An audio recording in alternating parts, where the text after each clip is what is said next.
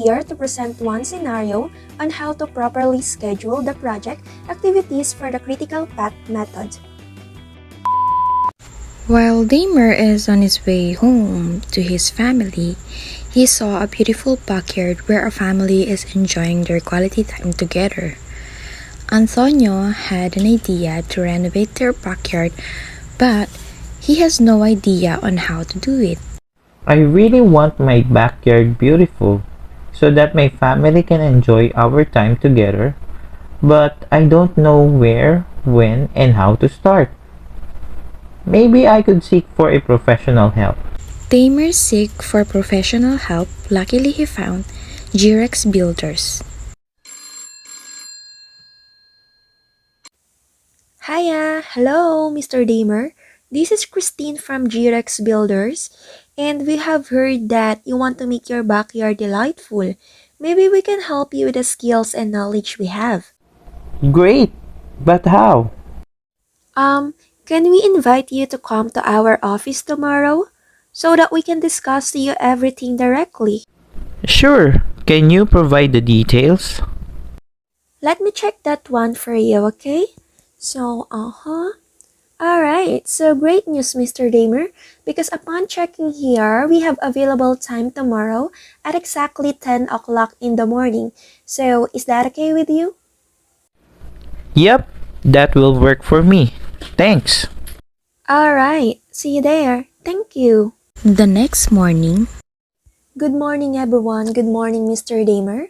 I am Christine, and we got the information that you're looking for someone who can help you to renovate your backyard. Is that correct? Yes, I want to renovate my backyard because it seems boring and I want to make it look awesome. No worries, Mr. Damer. We are here to assist you. We will make sure that your family will be amazed by our project for your backyard renovation as well. Amazing! Thank you so much!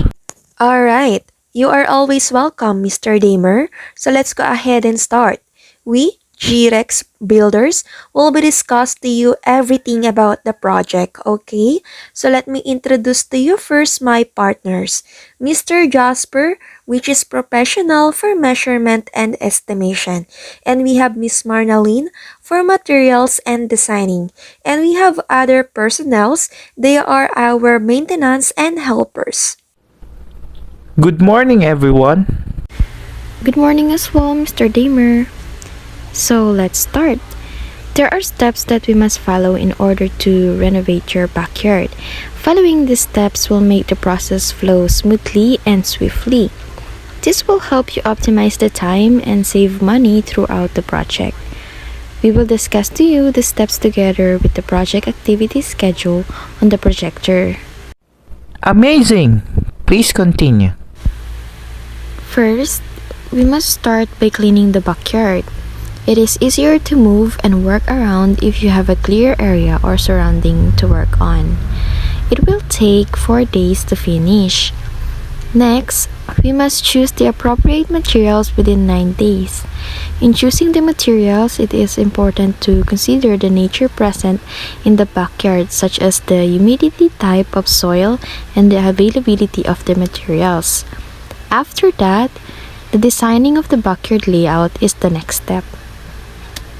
In this stage, you can decide your preferred decoration and you can individually assign each corresponding area with different elements such as plants, trees, fences, and etc. within 12 days. After that delivery, we will inspect the materials in 6 days. In this stage, we can examine the type of materials that can be used. And by inspecting each material, you can determine any problems or defects. The next step will be under Mr. Jasper, which will be discussed with him. Good day, Mr. Damer.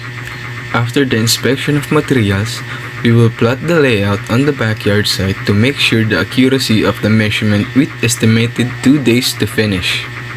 After that, we can now start the building process after the preparation within 8 days. This stage is actual pre-construction of the project, and this stage is needed constant supervision in case changes are needed. After that, we can add some decorations for 3 days. After constructing the project, it is important to arrange the decorations you preferred, and it still may need some supervision due to some instant changes in decorating. Fences is a must. The fences serve as protection against unwanted visitors. It is important to choose what type of fence is appropriate to the preference of the customer. We will build it within 2 days. We are almost done. It is time for the finishing touches for 6 days. The project is almost complete. It is important to inspect the whole project for minor repairs, revisions, and final touches. Alright, finally, the backyard is now complete. So, as we can see, Mr. Damer, to our chart, we can complete our project for renovating your backyard within just only 32 days, okay? So, we will make sure the delightful result for it which you can enjoy together with your family members, alright? Congratulations! Great! That's fair enough. I'm looking forward for the fantastic outcome. Thank you, G-Rex Builders. Our pleasure, Mr. Damer. We can start it as soon as tomorrow. Really? That's amazing. Alright, see you tomorrow. Thank you, Mr. Damer. See you tomorrow. Goodbye. Process of backyard renovation.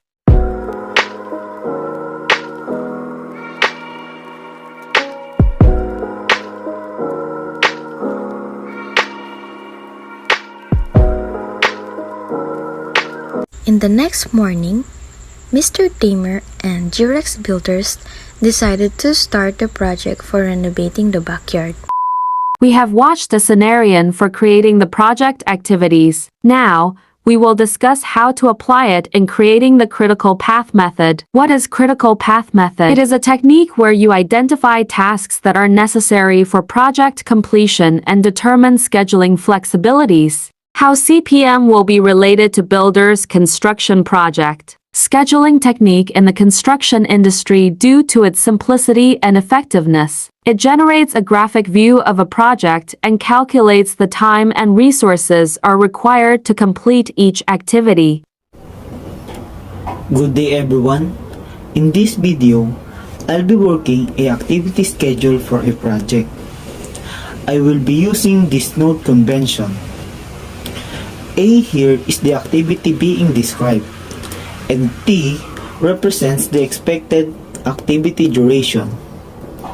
ES is the earliest time the activity can start. EF is the earliest finish time. LS is the latest start time. And LF is the latest finish time.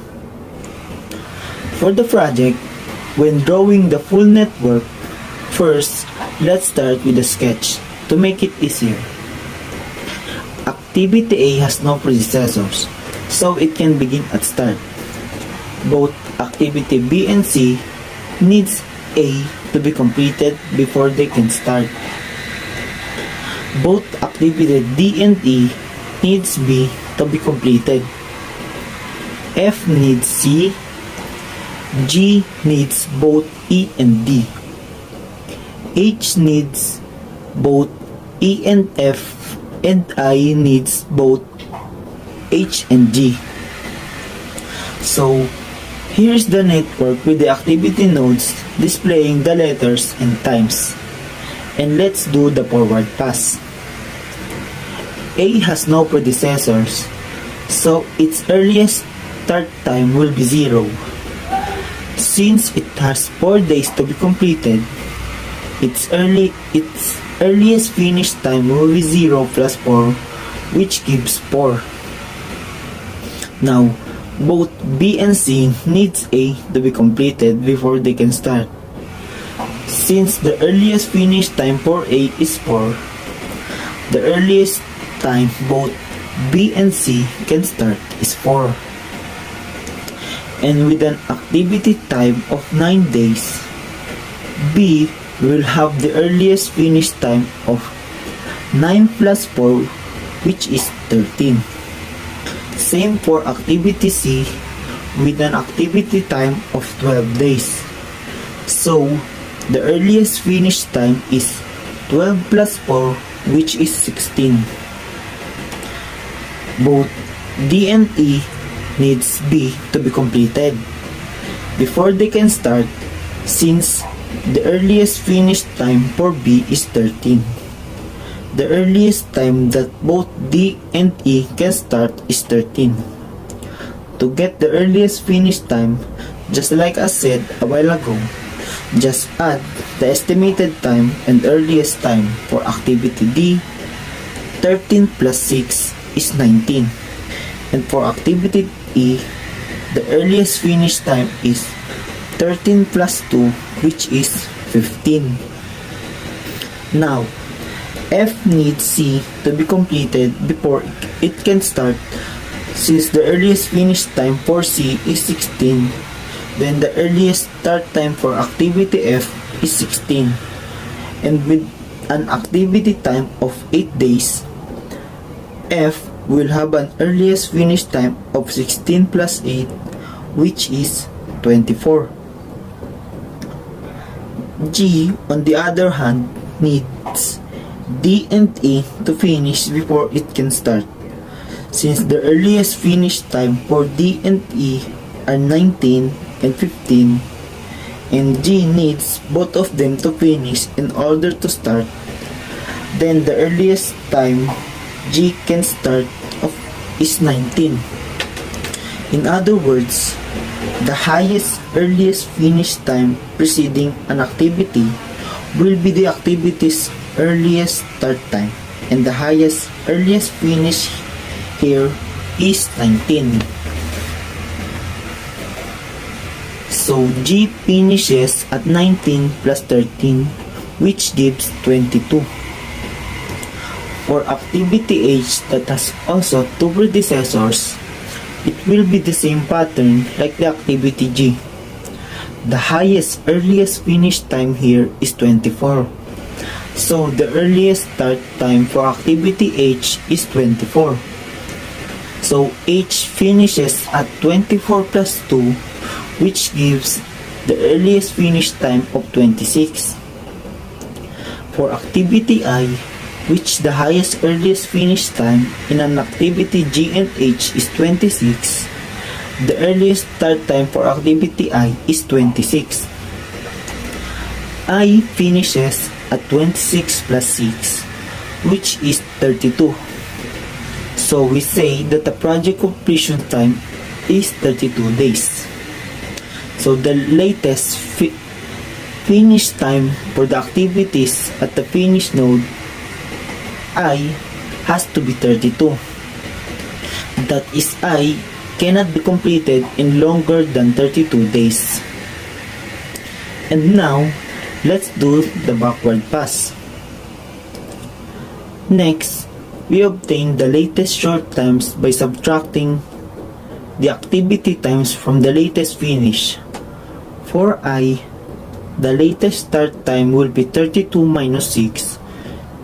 That gives 26. When doing a backward pass, the latest finish time of an activity must be minimum of the latest start time of its successors. So, both G and H has the latest finish start time of 26, and the latest start time for G will be 26 minus 3, which gives 23. And for H is 26 minus 2, which gives 24. Activity F has only one successor H. Therefore, the latest finish time for F will be the latest start time for H, which is 24. And the latest start time will be 24 minus 8, which gives 16 for F. Activity D has also one successor G, so the latest finish will be 23 for D, and the latest start time will be 17. E has two successors G and H. The minimum of their latest start is 23, so the latest finish for E will be 23, and its latest start will be 21. Activity B has also two successors D, and E. The minimum of their latest start is 17, so the latest finish of activity B is 17, and the latest start of activity B is 17 minus 9, which gives 8. Activity C has only one successor F, so the latest finish for C is 16, and the latest start is 4. And for activity A that has two successors B and C, the minimum of their latest start is 4. So the latest finish for A is 4 and the latest start is 0. The backward pass is now complete. Now for the slack of an activity, it is defined how long the activity can be delayed without extending the project completion time. And it is calculated as LS minus ES or LF minus EF. So the slack for A will be 0 minus 0 or 4 minus 4, which will be 0. The slack for B will be then 4. For C, it will be 0. For D is 4. For E is 8. For F is 0.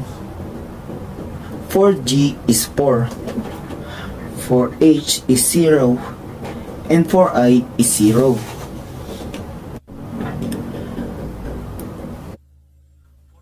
For example, that activity A can begin anytime between day 13 and 21, and it can finish anytime between day 15 and 23. So C can be delayed for up to 8 days and the project will still be completed in 32 days. Activities A, C, F, H, and I cannot be delayed the project completion time. So for example, if C is delayed by 2-3 days, then the project completion time will be extended by 3 days, as well as from 32 to 35 days. The activities with zero slacks are called critical activities, and they also make up the critical path, which is the network's longest path. So the critical path here is A, C, F, H, and I. And that shows on how to construct a critical path method. Thanks for watching.